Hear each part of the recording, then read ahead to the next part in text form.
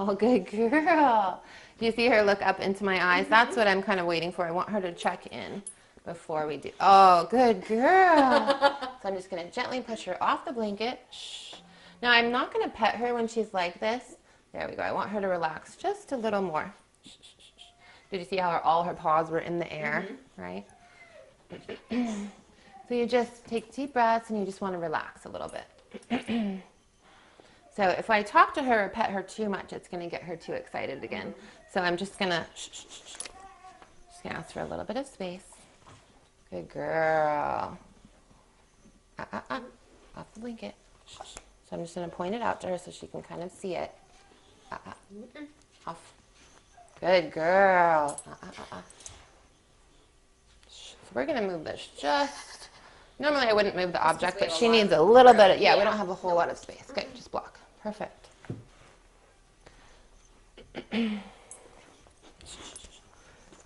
the excitement? She's like, I want to jump. I want to do all this stuff. Put this in front. Yeah, there we go. That's easier. Okay. So now, this is our boundary area right now, right? So try not to pet her when she's on top of you. So you can just ignore her or push her off just a little bit. Good. Much better. There. See how she's kind of sniffing and doing her own thing again? Shh, shh, shh, shh. Good girl. All right. So let's see one of those items that we brought over here. So what is this? Little sleep lion. Yes, this is Eli's sleep lion. Okay, so first you just let her sniff it. Good girl. Then we're going to put it on the blanket and ask her to leave it alone. Okay. Okay? It's going to have a pretty strong smell, even if we can't smell it. It's going to smell very much like I. Even now she's kind of like, I wonder. There you go. So we'll do it again. We'll let her sniff it. Good girl. We'll put it down and ask her to leave it. So let's do it with another one. So each time we're getting her used to the smell of it, right? And then we're asking her, we're telling her, no, we don't want you to go all over that. We don't want you to snatch it. Stop. Good girl. So she just kind of pawed at me a little bit. Again, that's just the excitement. When dogs, she's trying to get attention from me when she does that. It's the same thing that she's doing when she leans on you or when she climbs in your lap. She wants your attention. But you don't want her competing for attention when Eli's around, obviously. You want her to understand that she needs to be calm. She's not in trouble, but she needs to give you space. And so that... Your brother, oh, good girl. Her brother, like you said. So again, we're... So when she starts to reach up, nope, off. So we'll even bring it a little bit closer and just ask her to ignore it, off. Nope.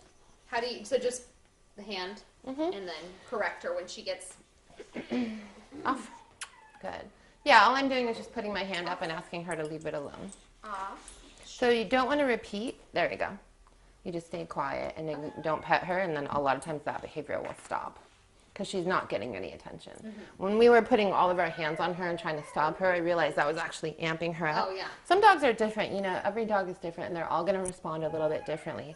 Good girl. Okay, see how all her paws are down now? So now she's finally ready for some praise and some attention.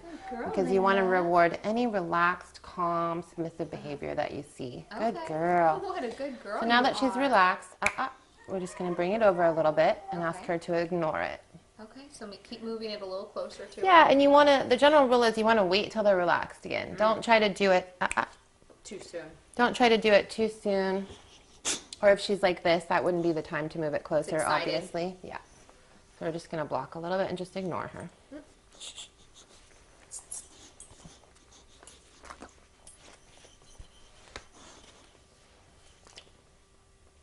See, she's trying to figure it out right now, so just ignore her. Put your head up. Good.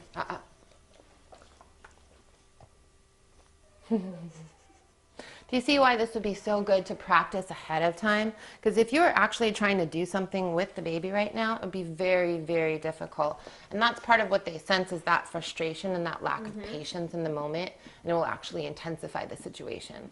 But because we're doing it and there's no Eli here to get anxious or cry or to want to, you know, grab at the dog or anything like that, it's a really good proactive way to sort of get her used to the sound, the smells, and all of that. Good girl. Yeah, they react so much when you give them any sort of attention. I know my two dogs, so I don't know if it's boxers in general, but The second you start, like you said, putting your hands on them, they're like, playtime, and they jump, yeah. forcefully, especially the big one, the boy. So, you know, most of dog training and behavioral stuff is a lot of it is changing you and changing your environment. They're going to change based on how you interact with them. Just like with the door. If I would have opened the door and, good girl, and started talking to her and doing all that stuff, it would have amped up the energy, right? Whereas we asked her to be calm and relaxed before we brought her in. So that really has to be kind of your rule of thumb for the next few months, and really should be most of the time, is that you don't interact with the dogs until they're relaxed. A lot of people will either try to use food, or they'll try to correct, or they'll try to do all these different things, and all that interaction, unless you really know how to project that calm while you're doing it, just normally tends to intensify the situation.